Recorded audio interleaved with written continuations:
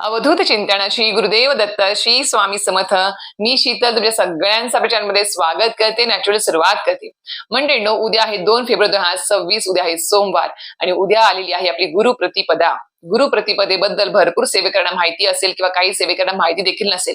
जे नव्याने मार्गात आले आहेत, जे नव्याने आता सेवेकरी झालेले आहे, स्वामींचे मार्गात आहेत, त्यांना गुरुप्रतिपदा कशी साजरी करावी, या दिवशी कुठला नैवेद्य दाखवावा, घरच्या घरी कशा पद्धतीने साजरी करावी, संपूर्ण माहिती आपल्याला आजच्या व्हिडिओ देणार आहे. त्यासाठी नक्कीच व्हिडिओ पूर्ण बघा, स्किप न करता बघा, जेणेकरून तुम्हाला संपूर्ण माहिती व्यवस्थित कळेल. तर मंडळींनो, गुरुप्रतिपदा हा जो दिवस आहे तो म्हणजेच आपल्या संपूर्ण दत्त भक्तांसाठी, स्वामी भक्तांसाठी अतिशय महत्वपूर्ण हा दिवस होता. खूप जणांच्या मनामध्ये कुठेतरी एक दुःख होतं काहीतरी, आणि खूप जणांना आनंद देखील झाला. कारण की दुःख कशाचं? कारण की हा जो गुरुप्रतिपदा म्हणजेच माघ कृष्ण 1 ह्या दिवशी श्री नृसिंह सरस्वती महाराज जे आहे ते श्री शैल्यगमनास गेले होते. शैल्यगमनास गेल्यानंतर सुद्धा त्यांनी गुप्त रूपाने कार्य चालू ठेवल्याने आजतागायत आजपर्यंत त्यांचं गुप्त रूपाने कार्य त्या ठिकाणी चालू आहे. म्हणून सांगते की भलेही श्री नृसिंह सरस्वती महाराज माघ कृष्ण 1 गुरुप्रतिपदा या दिवशी जरी ते शल्यगमनास निघून गेले होते, तरी सुद्धा ते अजून सुद्धा गुप्त रूपाने त्यांच्या निर्गुण पादुकांच्या स्वरूपामध्ये अजून देखील श्री क्षेत्र गाणगापूर येथे ते वास्तव्यास आहे आणि त्यांचं कार्य अजून देखील चालू आहे. म्हणून सांगते की हा जो दिवस आहे तो खूप महत्वाचा आहे. म्हणून सांगते की हा जो दिवस आहे उद्या गुरुप्रतिपदा, तो आपल्या घरच्या घरी, केंद्रामध्ये तर साजरा होतोच होतो, पण घरच्या घरी सुद्धा आपला हा साजरा करायचा आहे. तो कशा पद्धतीने करायचा हे आपण बघूया. तर मंडळींनो, गुरुप्रतिपदा सर्वप्रथम आपण थोडक्यात थोडीशी माहिती बघूया किंवा श्री नृसिंह सरस्वती महाराजांचं कार्य कसं होतं. तर मंडळींनो, इसवी सन 1528च्या कालखंडात कारंजा, विदर्भ येथे श्री गुरु दत्तात्रयांनी एक आगळा वेगळा अवतार घेतला. तो म्हणजे श्री नृसिंह सरस्वती महाराजांच्या स्वरूपामध्ये. श्री नृसिंह सरस्वती महाराज जे आहे ते 100 वर्ष यांनी भ्रमण केलं आणि 50 वर्ष श्री क्षेत्र गाणगापूर येथे तिथे वास्तव्य केलं आणि तिथे तिथे वास्तव्य करून त्यांनी एक महान तीर्थक्षेत्राची त्यांनी निर्मिती त्या ठिकाणी केली. श्री क्षेत्र गाणगापूर भरपूर सेवेकरी दत्तभक्त या ठिकाणी जाऊन आलेले असतील. आणि खरंच सांगते, मला आता सेवेमध्ये येऊन एक 10-11 वर्ष होत आहे आणि या 10-11 वर्षामध्ये मला कधीच योग नाही आला गाणगापूरला जायचा. अक्कलकोटला सुद्धा आता मला जेमतेम माझी जशी सेवा वाढली, माझे पारायण झाले, त्यानंतर मला म्हणजे जेमतेम 7-8 वर्षानंतर मला 9 वर्षानंतर मला अक्कलकोटला जायचा योग आला पहिल्यांदा. त्यानंतर मला प्रत्येक वर्षी योग येत आहे अक्कलकोटला जायचा.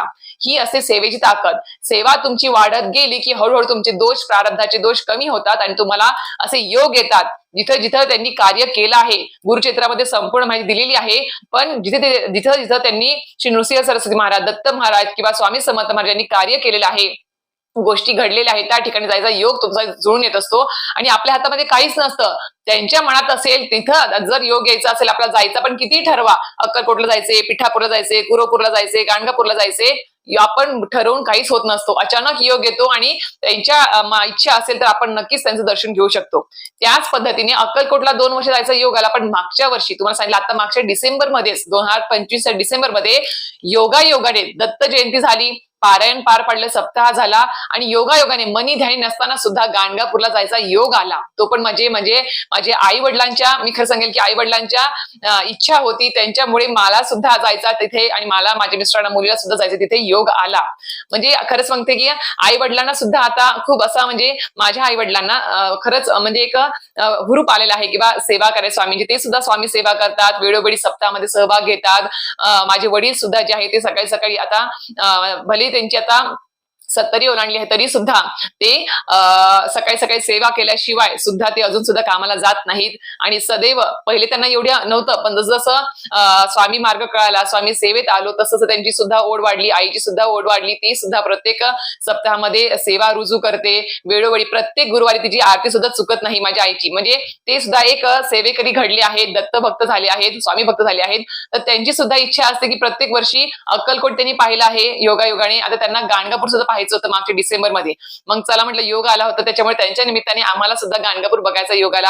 आणि मी तर पहिल्यांदा मागच्या डिसेंबरमध्ये गाणगापूरला गेली होती. गाणगापूरला गेल्यावरती खरंच सांगते, असं म्हणतात की गाणगापूरला गेलं की तुमचं तिथे एकदा पाय लागले, संगम तीर्थामध्ये असेल किंवा नृसिंह सरस्वती महाराज दर्शन असेल किंवा त्यांच्या पादुकांचं, त्या निर्गुण पादुका ज्या अजून तिथे आहेत, ज्या वेळेस श्री नृसिंह सरस्वती महाराज शैल्यगमनास गेले आणि त्यांनी आपल्या भक्तांना त्यांचं सदैव दर्शन व्हावं यासाठी त्यांनी त्याच्या निर्गुण पादुका त्यांनी परत पाठवल्या आणि त्या पादुका आस्था गायत त्या तिथे मंदिरामध्ये आहे, गाणगापूरला त्या आहे. मी स्वतः त्याचं दर्शन घेतलं, स्वतः बघितलं, त्याबद्दल माहिती सुद्धा ऐकली. त्या निर्गुण पादुका एवढ्या जिवंत आहेत, मी खरंच सांगते. जशा त्या पाठवल्या तशाच त्या आहेत, फक्त त्याला एक साचा केला आहे, त्या साच्यामध्ये त्या पादुका आहेत. मी ते तुम्हाला फोटो पीप करेल वाटलं असतं. आणि त्या पादुकांमध्ये एवढी ताकद आहे, एवढी शक्ती आहे की त्यांचं जो कोणी दर्शन घेईल त्याचे सर्व पाप ताप म्हणजे दैन्य दुःख जे काही सगळं त्याचा नाश होऊन जातो, सगळं काही तुमचं दुःख दैन्य दूर होतं. एवढं ताकद त्या पादुकांच्या दर्शनामध्ये आहे. मी त्या पादुका पाहिल्या, स्वतःच्या डोळ्यांनी पाहिल्या. 5 मिनिटं खरंच दर्शन छान मनापासून झालं, पण खूप पॉझिटिव्ह वाटलं. आणि त्या पादुकांचं एक मला सांगितलं, त्या पुजारी काकांनी सांगितलं होतं की त्या पादुकांवरती लाख लाख रुपयांचे चंदनाचे किंवा अष्टगंधाचे लेप तिथे लावले जातात. आणि जे पुजारी काका ते त्याच्यावरती लेप लावतात त्या पादुकांवरती, अचानकपणे एक दिवशी काय झालं, त्याच्यावरती लेप लावताना पादुकांवरती चुकून त्यांचं नख त्या पादुकांना लागलं आणि त्या पादुकांमध्ये रक्त यायला लागलं. म्हणजे विचार करा किती जिवंतपणा आहे त्या पादुकांमध्ये. आणि ही सत्य घटना आहे. ज्यावेळेस मी गाणगापूरला गेले त्यावेळेस तिथे मला ही माहिती कळाली तिथल्या पुजारी काकांकडून. म्हणून तुम्हाला सांगते की तुम्ही माझा व्हिडिओ पाहिला असेल गाणगापूरचा, ते काका जी माहिती देत होते त्या व्हिडिओमध्ये तिथल्या गाणगापूरची किंवा त्या स्वामी समर्थ महाराजांच्या जिथे जे गुरुचरित्र ग्रंथाचे 2 अध्याय गाणगापूरला झालेले आहेत, घडलेले आहेत, त्याबद्दल जे काकांनी माहिती दिलेली आहे, त्या काकांनी सांगितलं की बा त्या पादुकांमध्ये चुकून त्या पुजारी काकांचं नख लागलं तर रक्त यायला लागलं होतं त्या पादुकांमधून.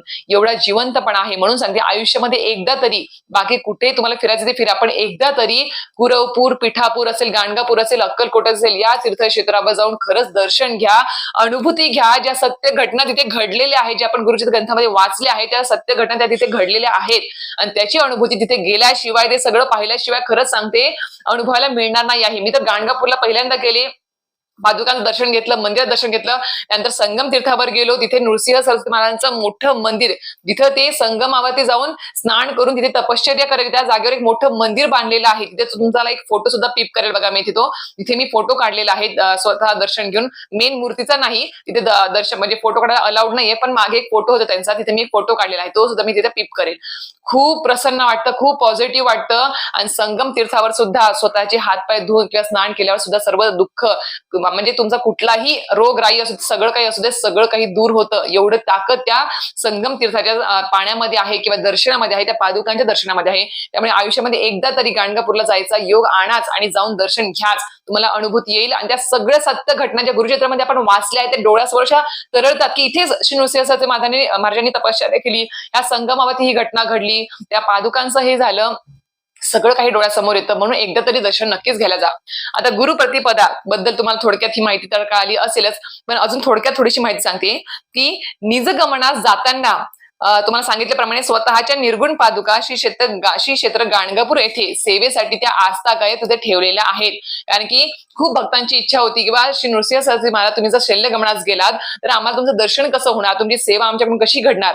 म्हणून ते ज्या वेळेस ते त्या नदी तीरावर संगम तीर्थाच्या स्थानी येऊन ते ज्यावेळेस त्या नावेमध्ये बसून श्री शल्यगमनास निघाले होते, त्यावेळेस सर्व भक्तांना खरंच दुःख वाटत होतं की ते निघाले आहेत, पण त्यांची सेवा, त्यांचं दर्शन किंवा कसं घडणार आम्हाला, याच्या पुढे कसं होणार आम्हाला. तर त्यावेळेस श्री शल्यगमनास श्री नृसिंह सरस्वती महाराज निघून गेले, पण त्यांनी परत त्या नावेमध्येच त्यांच्या त्या पादुका आहेत, त्या निर्गुण पादुका त्यांना परत पाठवल्या की या पादुकांच्या स्वरूपामध्ये मी सदैव गाणगापुरामध्ये वास्तव्यास असणार आहे आणि गुप्त रूपाने माझं कार्य चालू असणार आहे. हे आस्था गायत तिथे घडत आहे. आणि तिथे जर तुम्ही कधी आरतीला जर उभे राहिल्या त्या मंदिरामध्ये, तुम्हाला इतकी छान अनुभूती येईल ना, खूप छान अशी अनुभव, म्हणजे आरती असते त्या मंदिरामध्ये सुद्धा. तर नक्कीच गाणगापूरला जाऊन तिथे दर्शन नक्कीच घ्या आणि त्या पादुकांचं आवर्जून दर्शन घ्या. सोबत सांगेल की बा संगम तीर्थाला जाताना आपलं श्री दिंडोरपे स्वामी समर्थ केंद्राचं एक मोठं स्वामी समर्थ महाराजांचं मठ देखील आहे, केंद्र सुद्धा आहे, तिथे सुद्धा दर्शन नक्कीच द्या. तर अशा प्रकारे तुम्हाला ही संपूर्ण माहिती कळाली असेलच. आता तुम्हाला एक सांगू इच्छिते की आता या दिवशी म्हणजे श्री गुरुप्रतिपदा आता उद्या आहे 2 तारखेला, तर उद्या आपल्याला काय काय गोष्टी करायच्या ते तुम्हाला सांगते. तर उद्या सकाळी लवकर उठून तुम्हाला आपलं स्नान वगैरे सगळं काही झाल्यानंतर, सुचिरभूत झाल्यानंतर आपल्याला देवपूजा करताना आता ज्यांच्या घरामध्ये श्रीपाद शिवल्लभांचा फोटो किंवा मूर्ती असेल, श्री नृसिंह सरस्वती महाराजांचा फोटो किंवा मूर्ती असेल, दत्त महाराजांचा फोटो किंवा मूर्ती असेल, किंवा श्री स्वामी समर्थ महाराजांची फोटो किंवा मूर्ती असेल, या 4 पैकी तुमच्याकडे कुठल्याही फोटो किंवा मूर्ती त्यांच्या असतील किंवा काहीच नाहीये, फक्त स्वामी समर्थ महाराजांचा फोटो आहे, आणि किंवा दत्तमाची मूर्ती आहे, फोटो आहे, तर नक्कीच त्याच्यावरती उद्या तुम्हाला अभिषेक करायचाच आहे. अभिषेक करताना मी खरं सांगेन तुम्हाला पंचामृताने करा किंवा पैच्या पाण्याने करा, पण नक्कीच उद्या त्यांच्यावर अभिषेक करायचा आहे. आणि अभिषेक करताना एक वेळेस अथर्व शीर्षम, एक वेळेस पुरुष सूक्त, एक वेळेस श्री सूक्तम आणि एक वेळेस तुम्हाला त्याच्यावरती पवमान सूक्तमचा अभिषेक करायचा आहे. हे तीर्थ जे आहे ते नक्कीच घरामध्ये प्रत्येकाने प्रसाद म्हणून थोडं ग्रहण करायचं आहे, तीर्थ म्हणून ग्रहण करायचं आहे. उरलेलं घरात तुम्ही शिंपडून देऊ शकता. हे केल्यानंतर त्यांना जागेवर स्थान पण देवघर तुम्हाला ठेवायचं आहे. त्यांचं स्थानावरती त्यांना तुम्हाला अष्टगंध, चंदन वगैरे त्यांना तुम्हाला लावायचं आहे, फूल अर्पण करायचे आहेत. अजून एक सांगेल की श्री नृसिंह सरस्वती महाराज यांना फुलं कुठली प्रिय होती, तीच फुलं तुम्ही स्वामी समर्थ महाराज दत्त महाराजांना जरी अर्पण केली तरी सुद्धा चालणार आहे. तर त्यांना प्रिय असलेली फुलं म्हणजे कोणती? तुळशी, पारिजात, बकुळ, केवडा, गुलाब ही त्यांना आवडणारी फुलं होती. यापैकी तुम्हाला कुठली फुलं भेटली किंवा नाहीच भेटली, इतर कुठली फुलं असेल तर तुम्ही पिवळं फुल असेल तरी सुद्धा त्यांना तुम्ही अर्पण करायचं आहे उद्या.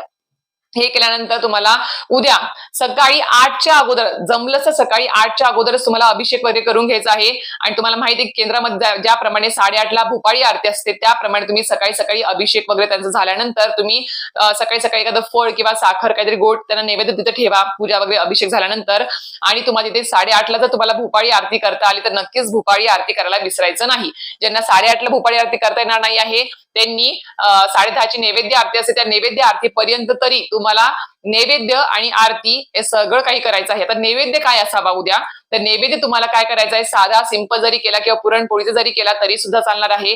भाजी चपाती, वरण भात किंवा पुरणपोळीचं नैवेद्य असलं तरी चालेल. त्याच्यामध्ये तुम्हाला घेवड्याची जी श्रावणी घेवडा त्याची तुम्हाला भाजी, सुकी भाजी तुम्हाला तिथे ठेवायची आहे.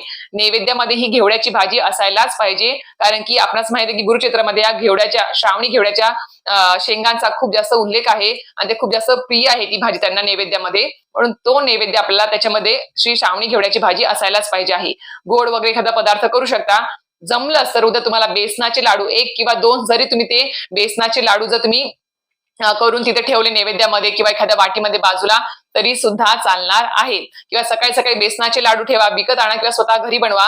तुम्ही सकाळी सकाळी बेसनाचे लाडू बनवा, कारण की खूप जण सकाळी सकाळी कामाला जातात, जॉबला जातात. उद्या सोमवार आहे, वर्किंग डे आहे, त्यामुळे ज्यांना सकाळी जमणार नाही त्या गोष्टी त्यांनी संध्याकाळी 6:30च्या किंवा संध्याकाळी जर नैवेद्य दाखवला अन्नाचा आणि सकाळी फक्त बेसनाचा लाडू जरी ठेवून गेलात अभिषेक करून तरी सुद्धा चालणार आहे. आणि संध्याकाळी ज्यावेळेस नैवेद्य दाखवताल त्यावेळेस तुम्हाला ती आरती वगैरे करून नैवेद्य दाखवायचा आहे आणि तो नंतर ग्रहण करायचा आहे. उपवास वगैरे करायची गरज नाही आहे. तर ह्या पद्धतीने तुम्हाला करायचं आहे. नैवेद्य तुम्हाला कळाला. नैवेद्यानंतर आता सगळ्यात महत्वाचं म्हणजे उद्या गुरुप्रतिपदा आहे, तर या दिवशी सेवा सुद्धा महत्वाची आहे. त्यामुळे या दिवशी आपल्याला नित्य सेवा तर करायचं आहे, पंचभाग्य सुद्धा करायचं आहे. सोबतीला उद्या तुम्हाला 11 माळी जप वेगळा करायचा आहे. नित्य सेवेमधला 11 माळी जप वेगळा आणि 11 माळी जप अजून दुसरा वेगळा करायचा आहे. गुरुप्रतिपदा आहे म्हणून 11 माळी जप करायचा आहे. आणि सोबत तुम्हाला श्री गुरुचित्र ग्रंथातील 51वा आणि 52वा अध्याय हा तुम्हाला वाचायचा आहे. आणि हा अध्याय वाचताना मध्यम आवाजामध्ये स्वतःला ऐकू येईल आणि आपल्या वास्तूमध्ये थोडासा आवाज मोठ्याने म्हणजे घुमेल अशा पद्धतीने तो पठण करायचा आहे. 51वा आणि 52वा अध्याय श्री गुरुचित्र ग्रंथातला. आणि तो पूर्ण त्याच्यामध्ये पूर्ण कथा सांगितली आहे की ते श्री नृसिंह सरस्वती महाराज शैल्य गमनास कशा पद्धतीने गेले सर्व त्यात सांगितलेलं आहे. म्हणून तुम्हाला या पद्धतीने तुम्हाला ते पठण करायचं आणि ही महत्वपूर्ण सेवा आहे उद्याची आणि ही सेवा करायला चुकायचं नाही आहे. आणि त्यानंतर तुम्हाला सांगितलं की नैवेद्य आरती वगैरे सगळं तुम्ही करू शकता. आता नैवेद्य दाखवताना किती नैवेद्य काढायचे आहे? तर नैवेद्य दाखवताना तुम्हाला 6 नैवेद्य उद्या काढायचे आहेत. केंद्रामध्ये सुद्धा प्रत्येक फोटोच्या पुढे 6 नैवेद्य दाखवले जातात. म्हणजे तिथे प्रत्येक फोटो असतो, नृसिंह सरस्वती महाराजांचा असतो, दत्त महाराजांचा असतो, सोबत नंतर विष्णू म्हणजे आपले नारायण देवतेचा असतो, कुलदेवतेचा असतो, सगळे केंद्रामध्ये ठेवलेले असतात. स्वामींचा फोटो बाजूला सर्व फोटो असतात. त्या प्रत्येक फोटो समोर नैवेद्य उद्या ठेवला जातो. आणि त्याच पद्धतीने जर तुम्हाला घरी सुद्धा इच्छा असेल की तुम्हाला नैवेद्य दाखवायचा आहे प्रत्येकांच्या प्रित्यर्थ, तर तुम्ही 6 नैवेद्य काढायचे आहेत. पहिला श्री कुलदेवतेचा, दुसरा श्री नारायणाचा, श्री स्वामी समर्थ महाराजांचा, श्री दत्त महाराजांचा, श्री नृसिंह सरस्वती महाराजांचा आणि सोबत गायत्री मातेचा एक नैवेद्य, असे 6 नैवेद्य तुम्हाला दाखवायचे आहेत. छोटे छोटे चाणके करा आणि त्याच्यावर तुम्ही सर्व वरण भात भाजी जरी ठेवली तरी सुद्धा चालणार आहे, कारण की एकदम मोठे मोठे 6 नैवेद्य जागा पुरत नाही देवघराचे, ते पूर्ण खूप जागा कॅप्चर होतं. म्हणून तुम्ही छोटे छोटे चाणक्यांमध्ये जरी केलं तरी सुद्धा चालणार आहे ते नैवेद्य. पण नक्कीच उद्या अशा पद्धतीने तुम्हाला गुरुप्रतिपदा साजरी करायची आहे. आवर्जून करा आणि जवळपास केंद्रामध्ये सुद्धा भेट द्या, तिथे सुद्धा आरतीला उपस्थित राहा आणि तिथे सुद्धा गुरुप्रतिपदा हा सण म्हणजे साजरा होणार आहे. अतिशय महत्वपूर्ण उद्याचा दिवस आहे. नक्कीच मी सांगेल की हा दिवस उद्या गाणगापूरला तर मोठ्या उत्साहामध्ये हा दिवस साजरा होत असतो. त्या नक्कीच ज्यांना गाणगापूरला जाणं शक्य असेल उद्या, नक्कीच गाणगापूरला जाऊन उद्या नक्कीच तिथे ती अनुभूती घ्यावी त्या सर्व गोष्टींची. तर अशा प्रकारे तुम्हाला आजचा व्हिडिओ माहिती आवडली नक्कीच व्हिडिओ लाईक शेअर सबस्क्राईब करायला विसरू नका. श्री स्वामी समर्थ.